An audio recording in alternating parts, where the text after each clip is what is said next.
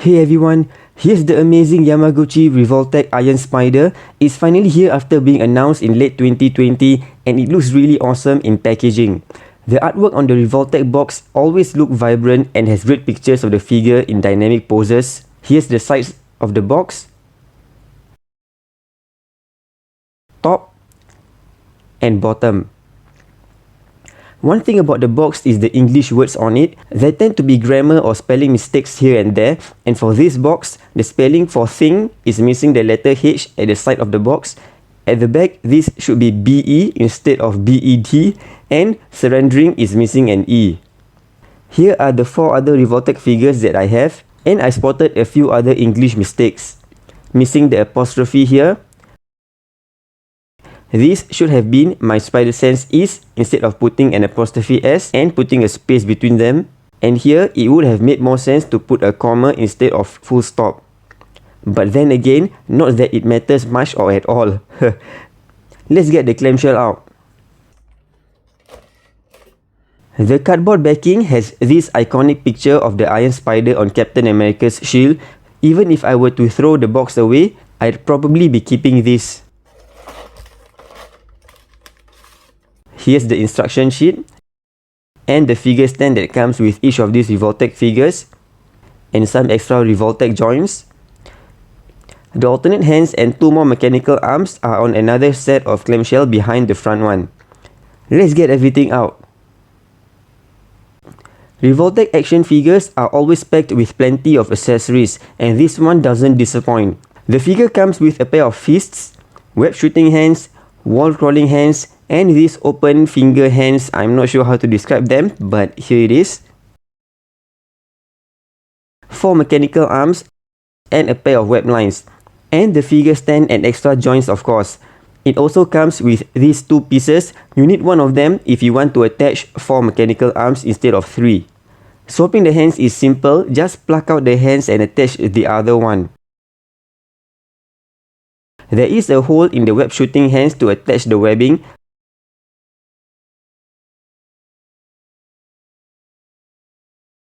Same goes for the fist, although there is no suitable web line to attach to it, lol. You can use the webbing from the classic Spidey figure.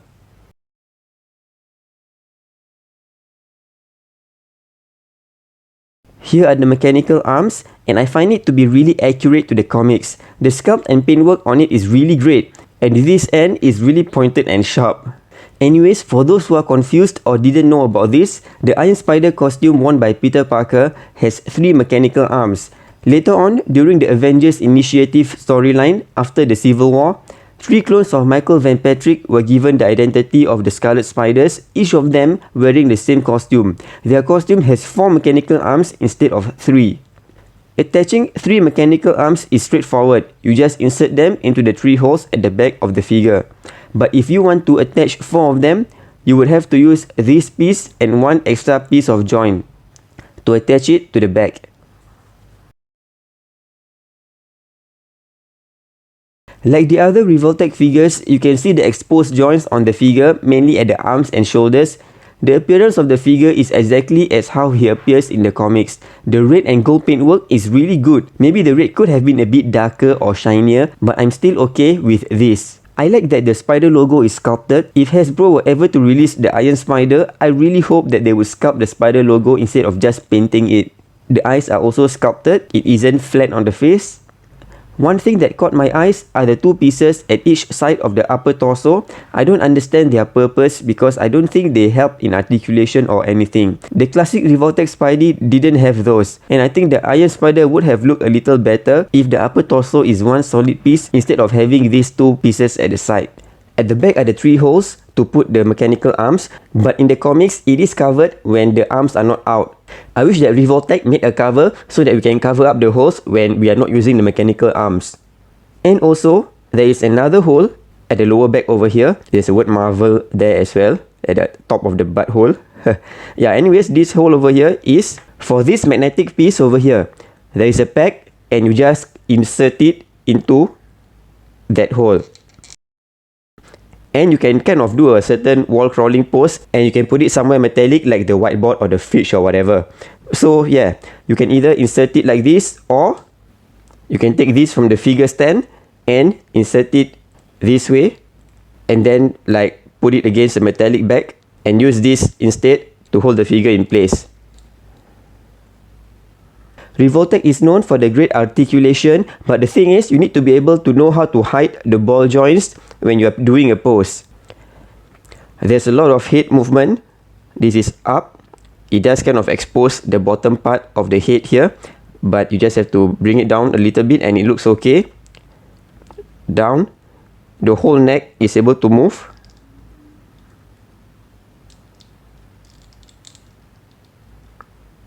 The arms go up quite high, but you can see that the ball joint will be exposed. So yeah, you got to be smart in posing the figure. You can rotate around. Here's the elbow joint. It really bends quite well, and of course you can rotate it around as well. You can also swivel it around. Same goes for the hands. Really all direction of movements. You can make it go left and right, and if you angle it correctly, you can also make it go like up and down. There is a mid-torso articulation and also a waist articulation. It really increases the range of movement of the torso area. There, you can really see it really bends well. And of course, you can rotate around both the waist and the mid-torso joint.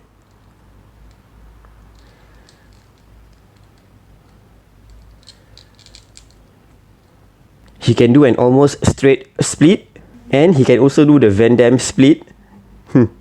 This much high to the front. Knee joint, you can adjust this kneecap part over here. There is a slight swivel to the thigh area. I'm not so sure about this cut. You can kind of move it a bit, but not so much. It swivels more at the top of the thigh. There. The calf can swivel as well. A lot of movement on the ankle. Up, down, ankle pivot, toe hinge joint. So yeah, Revoltech has great articulation, but you really need to be smart in terms of doing the pose in order to hide the ball joints. And of course, you need to be extra careful just to make sure that you don't accidentally damage or break the joints. For the mechanical arms, there are 4 points of articulation. 1, 2, 3, and 4. And each of them can swivel up and down and also rotate around. So it can really fold up quite well there, form a triangle. And it can extend straight as well like a spear. I guess one thing about the arms is that I wish the joints are actually gold in color as well. That would have made it look even more awesome without these grey joints at each of the intersection. Now, for some size comparison, here's the classic costume, Revoltech Spider-Man, and he's actually shorter than the Iron Spider. You can see that the legs of the Iron Spider is actually longer compared to the classic costume. Here's the Retro Spidey and Pizza Spidey.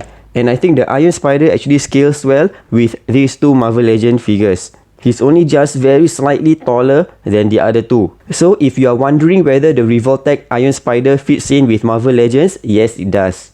During the Civil War, this was Iron Man's costume, the Extremist Iron Man. But the Marvel Legends version that we have is really undersized. I think a lot of us have been wondering whether Hasbro would actually eventually release a better version of this figure, because this Iron Man costume is really quite iconic during the whole Civil War and Avengers Initiative storyline. And even when you put the retro with Spidey, Spidey is bigger than the Iron Man. So yeah, we really need an update of this figure. Here's two more Iron Man for size reference. 80th Anniversary Classic Iron Man and Heroic Age Iron Man. Both of them are bigger in size than the Iron Spider and definitely bigger than this Extremist Iron Man figure. And any of you still remember these Marvel Legends Spideys from the early Hasbro era? Yeah, there's 3 variants of them. Translucent, metallic red, and also non-metallic. These Iron Spider figures are from the early Hasbro era, and they are really kind of on the smaller or the skinnier side. When you compare it with the Retro Wave Spidey, you can see that this is really quite skinny looking. So between these 3, I think the paintwork on Revoltech is definitely the best. I like the red on it. And also that the gold paintwork is really awesome. For the Marvel Legends version, we have kind of gold over here, but the red is slightly on the brighter side. And for the other version, metallic red is awesome, but then instead of gold, we have yellow on all the rest of the parts. And also, look at these pathetic arms. Yeah, look at that. It's really flimsy, and the articulation isn't that great. It attaches to the back like this. And yeah, when you compare this to this, yeah, miles different. Can you attach it to this figure? No, you can't. Without any modification, you can't attach it. So yeah, Revoltech is definitely way better compared to the Marvel Legends version of this. I really do wonder when Hasbro is going to release a new version of the Iron Spider. And here's the Marvel Legends MCU Iron Spider. Of course, he is smaller because he is the teenage version of Peter Parker. And at the very least, Hasbro did improve on the mechanical arms. I do foresee them reusing this for the comic version if they ever do. But this definitely still can't compare to this. I guess we really get what we pay for. And of course, there is the SH figuart and Mafex version of the MCU Iron Spider. But the mechanical arms on them definitely cannot match up on this one.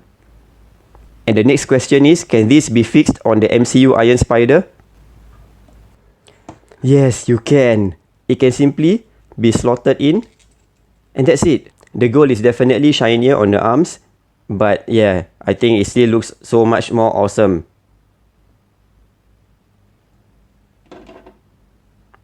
Like I mentioned earlier, I'm not really a fan of Revoltech, but I do have a few of the Spidey related figures. I don't like how the ball joints are exposed, especially on the shoulders and the arms, and I also feel that they are quite fragile, just like the other Japanese import toy lines. But I simply can't resist this one because, you know, this is Iron Spider. This figure definitely looks good, especially when the mechanical arms are on it. And it can even do the iconic pose. If Hasbro were to do a Marvel Legends Iron Spider, I really don't think they will be able to match up to the mechanical arms on this Revoltech. This is definitely very good. So is this figure worth your money? I think it does if you're a Spider-Man fan. Thanks for watching. Do check out my reviews of the Infinity Saga figures over here.